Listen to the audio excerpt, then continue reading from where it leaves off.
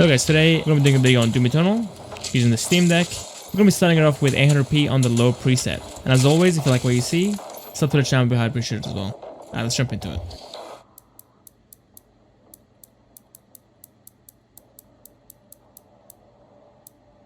Alright, let's get going with 800p on the low settings.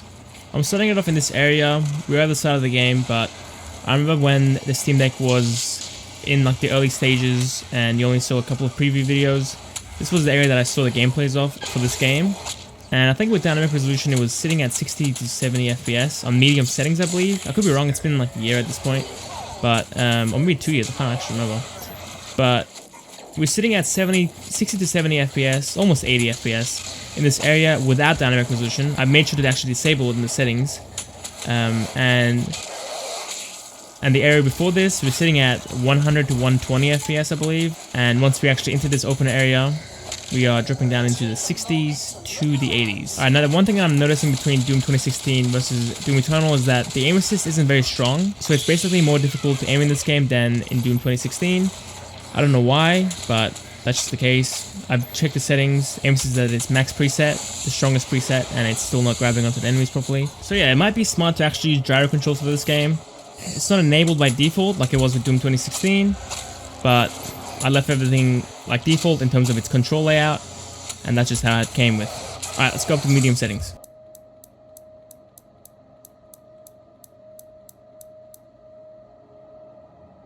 I moved up to medium settings now. Alright, I think what I'm going to do is I'm going to push up the settings until we fall below 30, and it becomes very unplayable. Then at that point I'll move on to the optimized settings / the battery life settings, which is at the end of the video. And yeah, hopefully we can push up to ultra at least, and hopefully it's playable. Now the one thing that I forgot to mention about low settings is that it looks really nice. Couldn't really complain about how the game actually looked on low settings. With a smaller screen, it's gonna look really good. Now I can't really say that we got a major improvement in visual quality in medium settings compared to low settings. It's a slight improvement, I would say. But also at the same time, our FPS wasn't affected too much either. We're still above 60, sitting at 70 FPS average, so I can't really complain about that either. We are pulling 26 watts, so we get around an hour and a half of battery life, and which is not the best if you're playing portably. But after all that, the game's running super well, not getting any stutters or any lag spikes at all so far. I'm guessing once we get up to the ultra preset, maybe the high preset as well, that's when we're going to start feeling those slowdowns, stutters, and lag spikes. But I could be wrong. This game is very well optimized. Same with Doom 2016, so it might just run really well with all presets.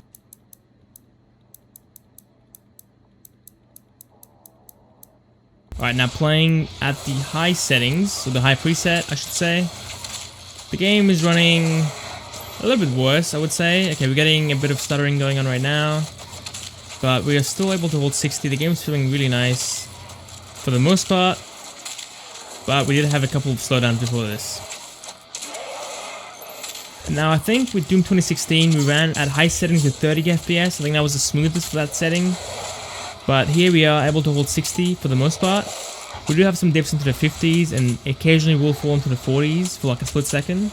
But it's way better than what we had in Doom 2016, I believe. FPS is doing much better. We're not getting... Okay, we're still getting some dips into the 50s, but we were getting 70 FPS, almost 80 FPS as well.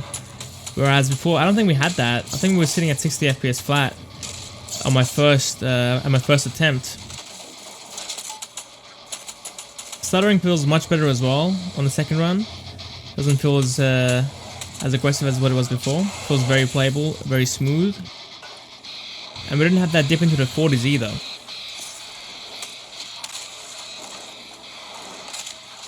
But I'm pretty sure at ultra settings, we're going to fall into the 40s, that's my guess. Hope I'm wrong, but normally Steam Deck doesn't do well with those super high-end presets. But this game has like 7 presets, I think, so it might be an easy preset, who knows. I think Doom 2016 had only 4, maybe 5.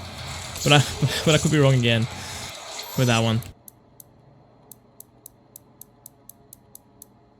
Playing at ultra settings, we're still getting 70 FPS, and I've gone through the settings like multiple times at this point, at high settings and on ultra at this point, where I'm just making sure that dynamic resolution isn't enabled, and we're getting crazy good performance, even on ultras, which is very shocking to me. That's why I'm worried that it is enabled, even though it says that it's not in the settings. Now, one extra thing that I've actually noticed in the settings is that the VRAM limit is at 9 GB for this game. I don't know if that's for all games now, since there's been a couple of new updates for the Steam Deck. But I do remember that beforehand, with Red Dead 2, the maximum limit was 6 GB for VRAM. So yeah, that's one little thing that I've noticed in the settings. But yeah, so far the FPS has been really nice. We're getting 70 FPS average easily. We do have some dips into the 50s like I said before, but no stuttering, no major dips. We are spending a little bit extra time indoors, which is not going to be as intensive as those outdoor scenes with heaps of stuff going on the screen at once. Alright, I don't know how we're still doing it, but we are using the Nightmare preset now. And we're still able to get... Okay, we fell into the 50s just then, but we're still very close, surprisingly. We're super close to 60 FPS in those major scenes. We were sitting at the high 50s. Right now we're getting 60 FPS. Still holding it down really nicely. But we are getting way more dips, and it's happening way more often than what it was at like high settings, for example. Now it looks like the game is far more GPU intensive than it is CPU intensive, which is a good thing for the Steam Deck since the GPU is its strong suit. The CPU is not as powerful, but still for this game, and for most games, it does a fantastic job. And another benefit of it being GPU bound is that we can always turn the settings down and drop our resolution down, which will give us way better battery life and better performance if we need it, which we don't need it in this case. Our power draw is at 28 watts now at this point, which is, you know, around an hour 20 minutes of battery life. Yeah, I don't know how we made it this far, but we're in the last preset of the game, the Ultra Nightmare. Still able to get 60 FPS in this area. Let's see if we fall down into the 40s, or we just had a dip into the low 50s. Yeah, this is not feeling the smoothest compared to what we had before at medium, high, even ultra settings. Still able to hold 60, but it's not the smoothest or the most consistent 60 FPS experience you could get with this game on the Steam Deck.